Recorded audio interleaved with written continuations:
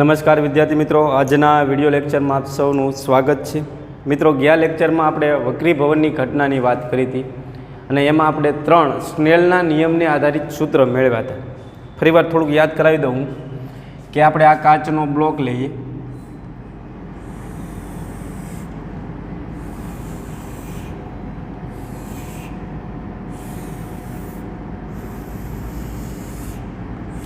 આ સપાટીએ દોરેલો લંબ હતો, અહીંયા આપણે પ્રકાશનું કિરણ આપાત કર્યું હતું અને જે ખૂણે આપાત કરે એને આપણે આપાત કોણ કીધો હતો, થીટા આઈ કહી દઈએ. ને અહીંયા વક્રીભવનની ઘટના થઈ, આને વક્રીભૂત કિરણ કીધું હતું, આને કીધો હતો વક્રીભૂત કોણ થીટા આર. બરાબર. આ માધ્યમ 1ના વક્રીભવનાંકને N1 કહેશું, માધ્યમ 2ના વક્રીભવનાંકને N2 કહેશું. તો આના આધારે સીધો સ્નેલનો નિયમ શું મળ્યો હતો, યાદ છે? તો કે N1 sin થીટા આઈ બરાબર N2 sin થીટા આર. પછી માધ્યમ 1માં પ્રકાશનો વેગ v1 હોય અને માધ્યમ બદલાય એટલે વેગ બદલાય, તો આ માધ્યમમાં વેગ v2 હોય, તો બીજું સૂત્ર શું આવશે? N1 v1 બરાબર N2 v2. આમાં જો તરંગ લંબાઈ λ1 હોય ને આમાં તરંગ લંબાઈ λ2 હોય તો સૂત્ર શું આવશે? N1 λ1 બરાબર N2 λ2. તો ખાસ આપણે આટલા સૂત્ર મેળવ્યા હતા. હવે થોડાક આગળ વધીએ આમાં આપણે. અત્યારે આ સૂત્રને ફોલો કરીએ, N1 v1 N2 v2.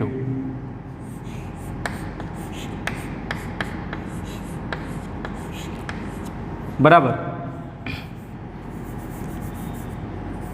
આમાં વેગ છે v1 છે ને આમાં વેગ છે v2 છે. હવે હું તમને એમ કહું કે જો બહારનું માધ્યમ હવા હોય, ધ્યાન આપજો, અહીં બહારનું માધ્યમ શું લઈ લઈએ આપણે? હવા. તો હવાનો વક્રીભવનાંક કેટલો થાય? તો તમને ખબર છે 1 છે. ને આ માધ્યમ બીજું માધ્યમ છે, એનો વક્રીભવનાંક અત્યારે આપણને ખબર નથી, તો એના માધ્યમના વક્રીભવનાંકને હું n કહી દઉં. હવે હવાની અંદર છે ને પ્રકાશનો વેગ 3 લાખ કિલોમીટર પર સેકન્ડ હોય. યાદ રાખજો, હવાની અંદર સૂર્યપ્રકાશનો વેગ કેટલો હોય? તો કે 3 લાખ કિલોમીટર પર સેકન્ડ. અને કિલો એટલે 10⁻³ થઈ, બરાબર ને? આનો હિસાબ કરીએ થોડોક, તો 3 લાખના 3 લાખ થશે. કિલો એટલે અહીં કિલો આવશે, કિલો એટલે 10⁻³ થવાની મીટર પર સેકન્ડ. ને આ 5 મીંડા અહીંયા ચડાવી દો તો તમારે જવાબ આવશે 3 × 10⁸ મીટર પર સેકન્ડ. એટલે જો કિલોમીટર પર સેકન્ડમાં કહીએ તો 3 લાખ કિલોમીટર પર સેકન્ડ આવે, અને મીટર પર સેકન્ડમાં કહીએ તો પ્રકાશનો વેગ કેટલો હોય હવામાં?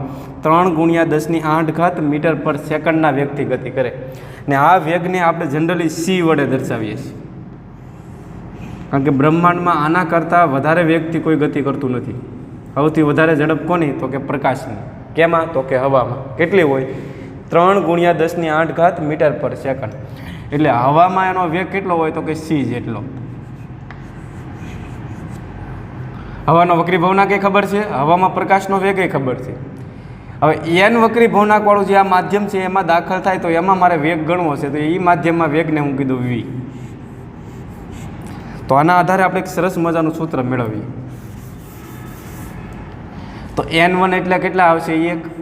આ સૂત્રમાં કિંમત મૂકવાની છે. v1 એટલે હવામાં પ્રકાશનો વેગ કેટલો છે? c જેટલો. N2 એટલે બીજા માધ્યમનો વક્રીભવનાંક ખબર નથી અત્યારે આપણે, એટલે એને n કીધેલું છે. અને એ જ માધ્યમમાં વેગ કેટલો છે? તો કે v. તો c શું થવાનું કયો? n × v. તો મને કહેશો n શું થાય? કયો c/v થાય. v ની આ બાજુ લઈ જાઓ તો માધ્યમના વક્રીભવનાંક ગણવા માટેનું સૂત્ર મળી ગયું. જુઓ, આ વેગ કેમાં? તો કે આ n વક્રીભવનાંકવાળા માધ્યમમાં. ખાસ ધ્યાન રાખજો, બરાબર ને? ને ઈજી જો તમે v ને સૂત્રનો કરતા બનાવી નાખો તો v શું થઈ જશે? c/n. તો આના પરથી આપણે તારણ શું કાઢીએ કે હવામાં પ્રકાશનો વેગ c જેટલો હોય. જ્યારે કોઈ માધ્યમમાં દાખલ થઈ જાય ત્યારે એનો વેગ v થઈ જાય. v એટલે કેટલો? તો કે c/n જેટલો. એટલે કે અહીંયા જો તમારે વેગ ગણવો હોય તો કેટલો થાય? c/n જેટલો. એમ લખી શકો ખરા. અત્યારે હું v કહી દઉં. તો આ માધ્યમનો નિરપેક્ષ વક્રી ભવનાંક ગણવા માટેનું સૂત્ર થઈ ગયું શૂન્યાવકાશમાં વેગ અથવા તો હવામાં વેગ છેદમાં માધ્યમમાં વેગ. n બરાબર સીવી રામન સાયન્ટિસ્ટ થઈ ગયું એવું તમે એક નામ યાદ રાખી શકો. n બરાબર શું આવશે સીવી. તો સૂત્ર યાદ રહી જશે. તો એક સરસ મજાનું સૂત્ર મેળવ્યું n બરાબર C/V. તો આને આધારે હવે આપણે MCQ સોલ્વ કરીએ કે ખરા. હવે હું એમ કહું વીને પહેલાં સૂત્રનો કરતાં બનાવ્યો તો V શું થાય C/N. હવે હું એમ કહું કે વક્રી ભવનાંક વધારો તો વેગમાં શું થાય ઘટાડો. એટલે કે જેમ જેમ તમે વક્રી ભવનાંક વધારતા જાઓ એમ એમ માધ્યમમાં વેગ છે એ ઘટતો જાય. એટલે વેગ અને વક્રી ભવનાંક એકબીજા સાથે કેવો સંબંધ ધરાવે વ્યસ્ત. એટલે V સલેશે શું આવશે 1/n. આ સંબંધ યાદ રાખજો MCQ સોલ્વ કરવામાં કામ આવશે. એટલે કે જેમ જેમ વક્રી ભવનાંક વધારતા જાઓ એમ વેગ શું થતો જશે ઘટતો જશે. તો અલગ અલગ માધ્યમમાં આપણે વેગ ગણવાના છે. તો કોઈ પણ માધ્યમમાં વેગ ગણવો હોય તો સૂત્ર શું છે V બરાબર C/n. તો ધ્યાન આપજો અહીંયા આપણી પાસે જાણીતા માધ્યમ છે એનો ઉપયોગ કરીશું. માધ્યમ પછી વક્રી ભવનાંક અને પછી વેગ. તો માધ્યમ તરીકે આપણે અત્યારે હવા લઈએ તો હવાનો વક્રી ભવનાંક કેટલો હોય તમને ખબર છે Na બરાબર હવાનો વક્રી ભવનાંક કેટલો આવે 1 અને નિરપેક્ષ વક્રી ભવનાંક કહેવાય. ને હવામાં વેગ કેટલો હોય 3×10⁸ મીટર પર સેકન્ડ. વેગનો એકમ શું આવશે મીટર પ્રતિ સેકન્ડ. ત્યાર પછી બીજું માધ્યમ છે આપણી પાસે પાણી. તો પાણીનો વક્રી ભવનાંક છે 4/3 અથવા 1.33. તો પાણીમાં પ્રકાશનો વેગ ગણવો હોય તો સૂત્ર શું થાય V બરાબર C/n. અહીંયા પાણીમાં વેગ ગણવો હોય તો અહીંયા વક્રી ભવનાંક પાણીનો આવશે. ખબર પડે છે કે નહીં. તો C બરાબર કેટલા મૂકશો 3×10⁸ અને V બરાબર કેટલા મૂકશો કયો 4/3 અથવા 1.33. આનો હિસાબ કરશો ને તો 2.25×10⁸ કિલોમીટર પર સેકન્ડ મીટર પર સેકન્ડ. હવામાં 3 લાખ કિલોમીટર પર સેકન્ડ વેગ હોય જ્યારે પાણીમાં આવી જાય ત્યારે 2,25,000 કિલોમીટર પર સેકન્ડ વેગ થઈ જાય. એનો ઘણો બધો ઘટી જાય એટલે કે 75,000નો ઘટાડો થાય. તો પાણીમાં વેગ ગણવો હોય તો કેટલો આવશે 2.25×10⁸ મીટર પર સેકન્ડ. અચ્છા કાચમાં ગણવો હોય તો કાચનો વક્રી ભવનાંક કેટલો આવશે Ng 1.5 લઈએ આપણે. તો સૂત્ર તમારી પાસે હાજર છે શું આવશે કયો કાચમાં વેગ ગણવો હોય તો શું આવશે C/Ng થવાના. C બરાબર 3×10⁸ મૂકી ગયો અને કાચનો વક્રી ભવનાંક કેટલો છે 1.5. આના ભાગ્યા આ કરો એટલે જવાબ આવે 2×10⁸ મીટર પર સેકન્ડ. એટલે કાચની અંદર પ્રકાશનો વેગ 2 લાખ કિલોમીટર પર સેકન્ડ હોય. શૂન્ય અવકાશમાં 3 લાખ કિલોમીટર પર સેકન્ડની ઝડપે ગતિ કરે જ્યારે કાચની અંદર 2 લાખ કિલોમીટર પર સેકન્ડની ઝડપે ગતિ કરે એમ કહીએ કાંઈ. તો આને મીટરમાં લખીએ આપણે તો શું આવશે 2×10⁸ મીટર પર સેકન્ડ. અને ત્યાર પછી આવશે ડાયમંડ હીરો. તો હીરાનો વક્રી ભવનાંક છે તમને ખબર છે 2.42. બરાબર. તો હીરાની અંદર તમારા પ્રકાશનો વેગ ગણશો તો શું આવશે 3×10⁸ કરશો છેદમાં હીરાનો વક્રી ભવનાંક લઈશું 2.42.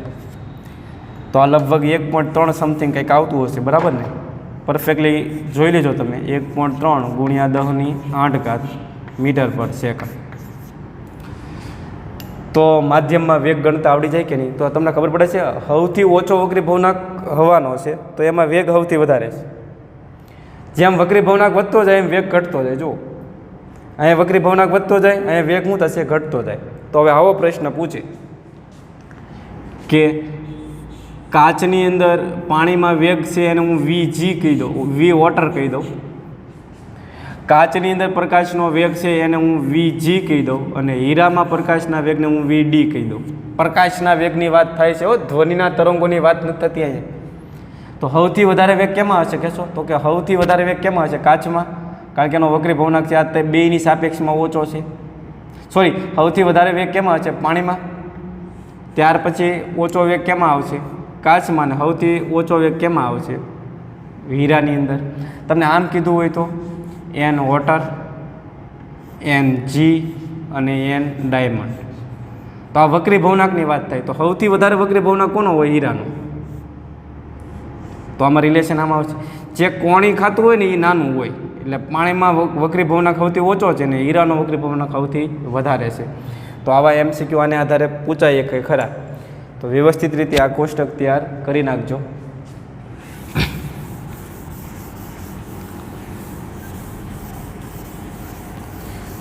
તો આજે તમને એક સૂત્ર યાદ રહી ગયું હશે, એન બરાબર સૂત્ર શું છે? CF/V.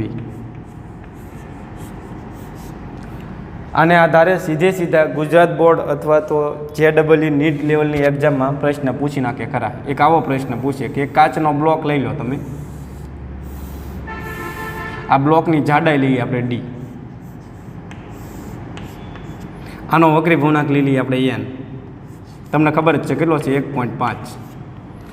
હવે તમારે અહીંથી એક પ્રકાશનું કિરણ આપાત કરવાનું છે શિરોલંબ દિશામાં. સ્વાભાવિક છે એનું વક્રીભવન થશે નહીં, સીધું જતું રહેશે ટૂંકમાં.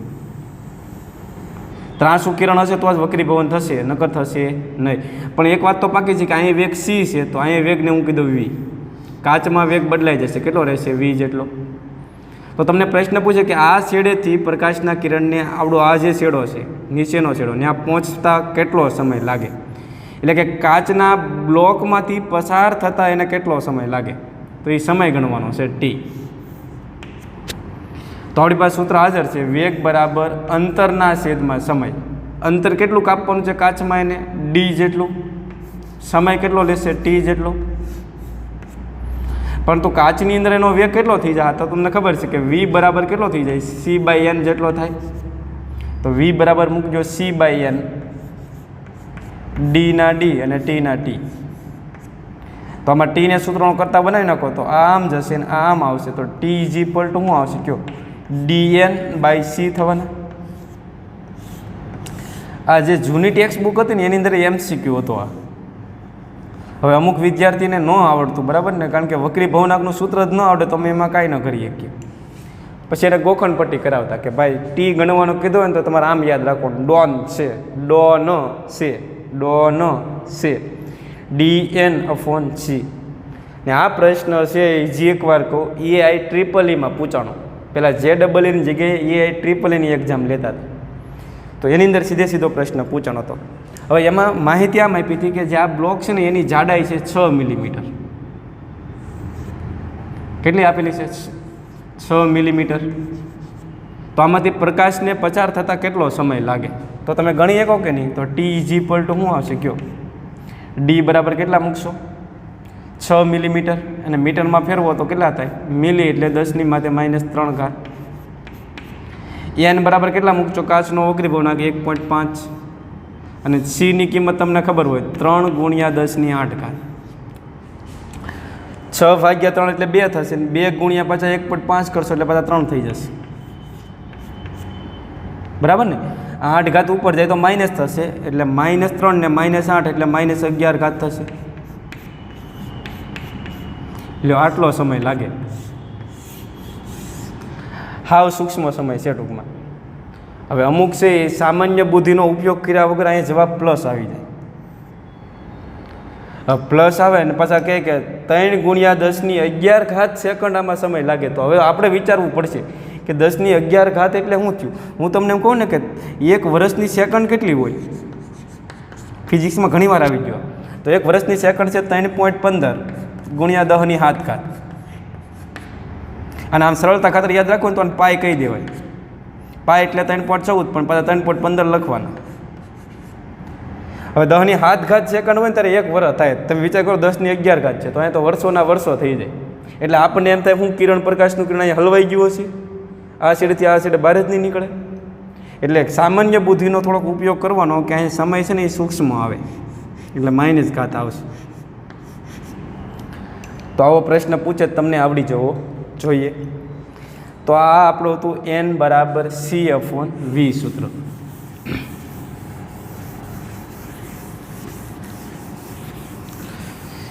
હવે મારે તમને એ સમજાવવું છે કે પાતળું માધ્યમ અને ઘટ માધ્યમ.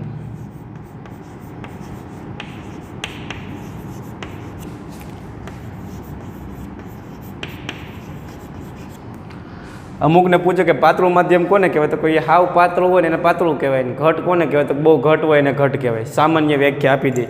પણ પાતળું અને ઘટ સમજવા માટે થોડાક એક્ઝામ્પલ લઈએ આપણે.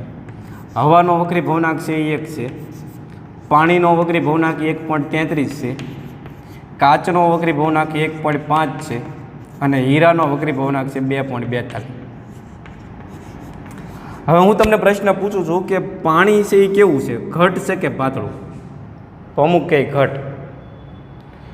તો આ જવાબ સાચો નથી. ઘટ માધ્યમ છે કે પાતળું માધ્યમ છે એ જાણવા માટે તમારે બે માધ્યમની સરખામણી કરવાની, અને એમાં જેનો વક્રી ભવનાંક ઓછો હશે ને એ પાતળું હશે અને એની સાપેક્ષમાં બીજું હશે ને એ ઘટ હશે.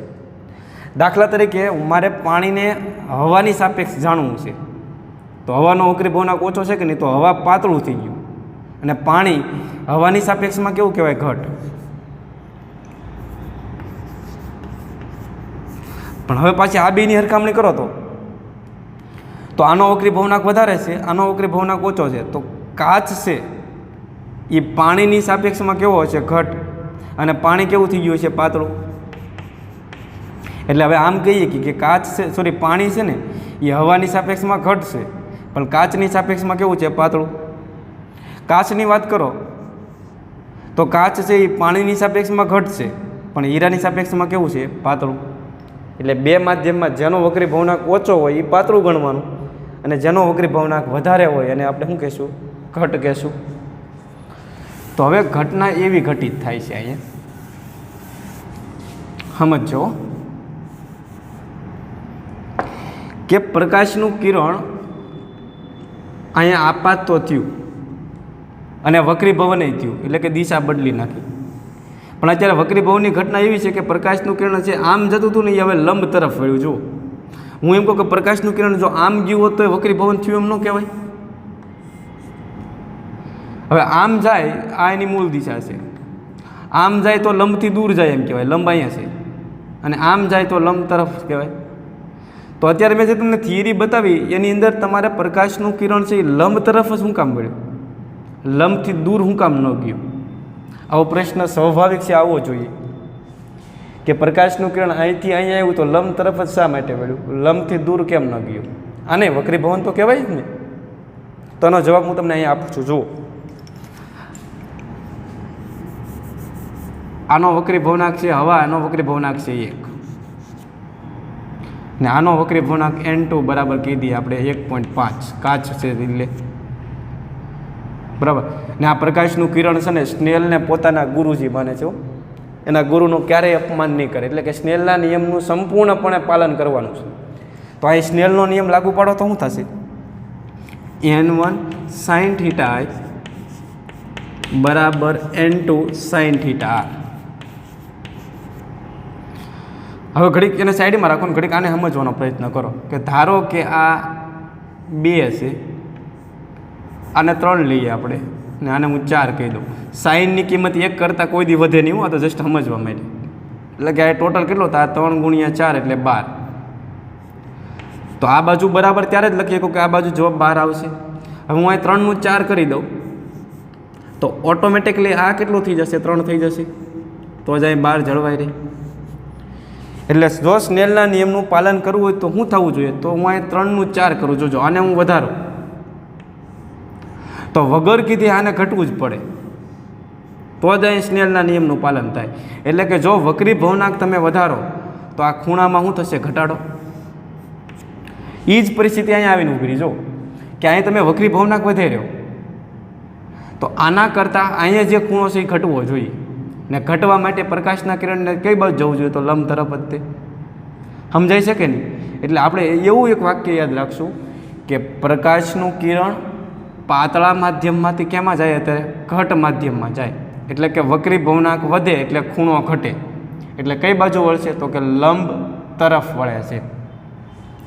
ફરીવાર આ સ્ટાન્ડર્ડ વાક્ય છે મારું કે પ્રકાશનું કિરણ પાતળા માધ્યમમાંથી ઘટ માધ્યમમાં જાય તો લંબ તરફ વળે છે ને એના કરતાં ઊંધું વિચારો.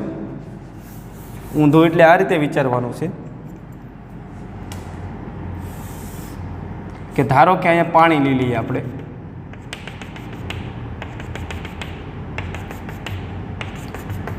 અહીંયા સપાટીએ લંબ દોરી રાખી. હું પાણીમાંથી પ્રકાશનું કિરણ આપાત કરું.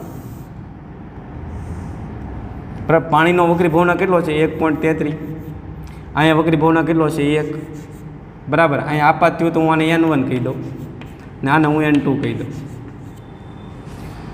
બરાબર. હવે તમને ખબર છે, તમે અહીંથી આમ જાઓ તો તમે ક્યાંથી ક્યાં જાઓ? ઘટમાંથી પાતળામાં જાઓ. એટલે વક્રી ભવનાંક ઘટે, અને જો વક્રી ભવનાંક ઘટે તો ખૂણાને શું થવું જોઈએ? વધવું જોઈએ. અને ખૂણાને વધવા માટે પ્રકાશના કિરણને લંબથી દૂર જ જવું પડે. આને હું θr કહી દઉં, આને હું θi કહી દઉં. તો ખબર પડે છે કે નહીં? તમે અહીંથી આમ જાઓ તો પ્રકાશનું કિરણ શું થશે? લંબથી દૂર જાય. એટલે બે વાક્ય યાદ રહી જશે કે પાતળા માધ્યમમાંથી ઘટ માધ્યમમાં જાય તો લંબ તરફ વળે, અને ઘટમાંથી પાતળામાં જાય તો લંબથી દૂર જાય. અહીંયા આપાત કોણ કરતાં વક્રીભૂત કોણ મોટો હશે, અહીંયા આપાત કોણ કરતાં વક્રીભૂત કોણ નાનો હશે. એટલે એ એક ધ્યાન રાખજો. તો વાક્ય યાદ રહી જશે કે નહીં? પાતળામાંથી ઘટમાં જાય તો લંબ તરફ વળે, અને ઘટમાંથી પાતળામાં જાય તો લંબથી દૂર જાય. તો હવે આપણે સ્વાધ્યાયનો ચોથો દાખલો એટલે કે 9.4ની ગણતરી કરીએ. આ દાખલામાં 3 તમને આકૃતિ ટેક્સ્ટ બુકની અંદર આપેલી હશે, એટલે કે રકમમાં આપેલી હશે. આકૃતિને સમજવાનો પ્રયત્ન કરીએ. પહેલી આકૃતિમાં હવા અને કાચનું માધ્યમ આપેલું છે. તો પહેલાં તમને એ ખબર પડવી જોઈએ કે કિરણ કઈ જગ્યાએથી આપાત થાય છે. કાચમાંથી કે હવામાંથી? તો કે હવામાંથી 60 ડિગ્રીના ખૂણે આપાત થાય છે અને 35 ડિગ્રીના ખૂણે એનું વક્રીભવન થાય છે. બીજી આકૃતિ કઈ રીતે આપી છે? તો હવા અને પાણી માધ્યમ છે. તો આમાં હવામાંથી 60 ડિગ્રીના ખૂણે આપાત થાય છે. આ ખૂણો 60 ડિગ્રી છે અને 41 ડિગ્રીના ખૂણે વક્રીભવન પામે છે. અમુક ટેક્સ્ટ બુકમાં 47 ડિગ્રી આપ્યું છે, પણ 47 નહીં, અહીં તમારે 41 લેવાના છે. અને ત્રીજી આકૃતિમાં પાણી અને કાચનું માધ્યમ આપેલું છે.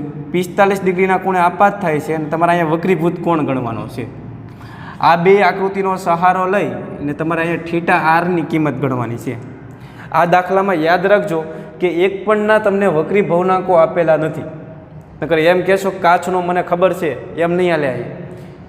એક પણના વક્રી ભવનાંક તમને આપેલા છે નહીં. એટલે પહેલાં આપણે વક્રી ભવનાંકો ગણવાનો પ્રયત્ન કરશું. તો આકૃતિ એ પરથી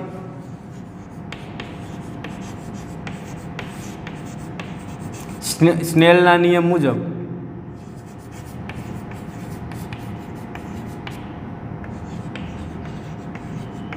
તો પહેલી આકૃતિમાં સ્નેલનો નિયમ લાગુ પાડી દો તો હવાના વક્રી ભવનાંકને Na કહી દઈએ અને કાચના વક્રી ભવનાંકને Ng કહી દઈએ. તો જે બાજુથી કિરણ આપાત થાય નાથી સ્નેલનો નિયમ લાગુ પડાય. તો વક્રી ભવનાંક કેટલો છે? Na. આપાત કોણ કેટલો છે? sin 60 degree. બરાબર. અહીંયા વક્રી ભવનાંક કેટલો છે? Ng. અને વક્રીભૂત કોણ કેટલો છે? sin 35 degree. હવે એક નાયત ભેગી કરી નાખો. એક બાજુ વક્રી ભવનાંકવાળા પદ રાખો અને એક બાજુ સાઇનવાળા પદ રાખો. તો આને હું આ બાજુ લઈ જાઉં, પણ લખું આ બાજુ, એટલે Ngના છેદમાં લખીએ આપણે Na. ખબર પડે છે કે નહીં? અને આ બાજુ લઈ જાઓ અને આ બાજુ લાવો તો sin 60 ના છેદમાં શું આવશે? sin 35 ડિગ્રી લખવું જ લખી શકો તમે અહીં.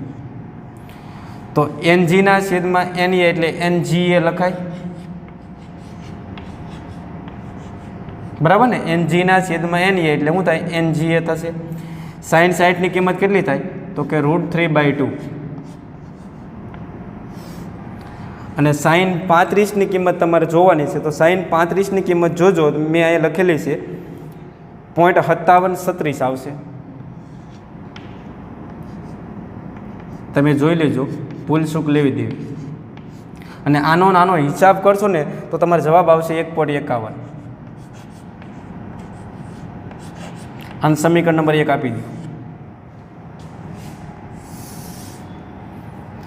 તો આકૃતિ એનો વહીવટ પૂરો થયો. હવે આકૃતિ બી પરથી આગળ વધીએ.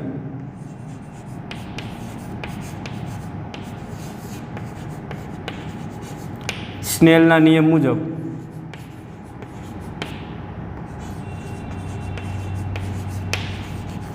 તો બી આકૃતિમાં સ્નેલનો નિયમ અહીંથી લાગુ પાડશો.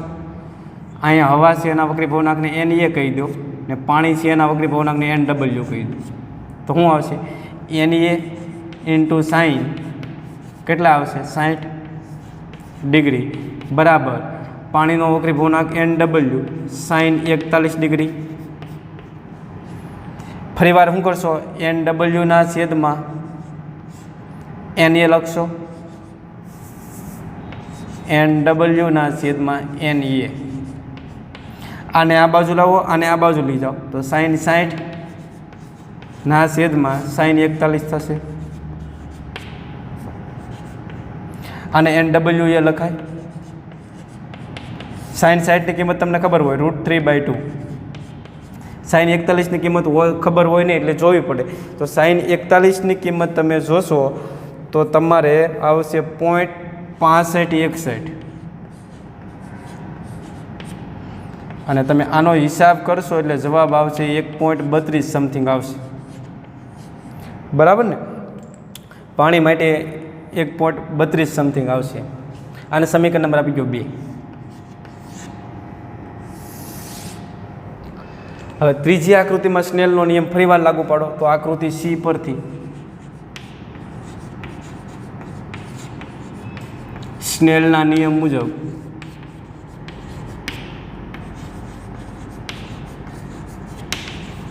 તો હું કહી ગયા સ્નેલ ભાઈ કયો? તો આપાત કિરણ અહીંયા છે તો અહીંથી સ્નેલનો નિયમ લાગુ પાડો. પાણીના વક્રી ભવનાંકને એન ડબલ્યુ કહી દો, કાચના વક્રી ભવનાંકને એન જી કહી દો. તો એન ડબલ્યુ સાઈન 45 ડિગ્રી, અહીંયા શું આવશે? N G sine θr. ફરી વાર શું કરશો? આના છેદમાં લઈ જાઓ, એન જીના છેદમાં એન ડબલ્યુ. આને આ બાજુ લાવો, આને આ બાજુ લઈ જાઓ, સાઈન 45. એક કામ કરીએ અહીંયા, કારણ કે આપણે સાઈન θrની કિંમત ગણવાની છે ઓલરેડી. તો sine θr is equal to શું થશે કયો? દરેક એને સૂત્રો કરતા બનાવી દો ને. Sine θr is equal to આને આ બાજુ લઈ જાઓ તો એન ડબલ્યુના છેદમાં શું થાય કયો? N G. બરાબર ને? Into sine 45. હવે એન ડબલ્યુ ક્યાંય મળેલા છે તમને જુઓ તો એન ડબલ્યુ એ મળ્યા છે, એન જી એ મળ્યા. એન ડબલ્યુ અને એન જી છે પણ તમારે ગણતરીમાં એ આવે છે જો અમે. તો અહીંયા એ લાવવો જરૂરી. તો શું કરે? આને એન એ વડે ભાગી નાખો બેયને, અંશ અને છેદને. તો સાઈન θr ના સાઈન θr. આને તમે શું કરશો? એન એ વડે ભાગી નાખો એટલે એન ડબલ્યુના છેદમાં એન એ થયા. આને એન જીને એન એ વડે ભાગી નાખો તો એન જીના છેદમાં એન એ થશે. સાઈન 45ની કિંમત થાય 1/√2. તો સાઈન θr ના સાઈન θr. આને શું કહેવાય? એન ડબલ્યુ એ લખાય ને આને શું લખાય? એન જી એ લખાય 1/√2. તો સાઈન θr ના sine θr. N W A કેટલા મળ્યા? 1.32. એન જી એ કેટલા મળ્યા? 1.51 ગુણ્યા 1/√2. તો સાઈન θrની કિંમત કેટલી થવાની કયો? તમે હિસાબ કરશો તો sine θr is equal to 0.6181 થશે. આ બધાનો હિસાબ કરશો ને તો હવે θrને સૂત્રનો નાદ બનાવી દો તો θr ઇઝ ઇક્વલ ટુ શું થાય? સાઈન આ બાજુ આવી જશે એટલે સાઈન ઇન્વર્સ થઈ જશે 0.6181. અને નેચરલ સાઇનની અંદર આની કિંમત જોશો ને એટલે લગભગ 38.2 ડિગ્રી આવશે. 0.2 ડિગ્રીને 12 મિનિટે લખીએ કાંઈ 38 ડિગ્રી અને 12 મિનિટ. પણ આપણે એવું ન લખવું હોય તો અહીંયા સુધી પરફેક્ટ.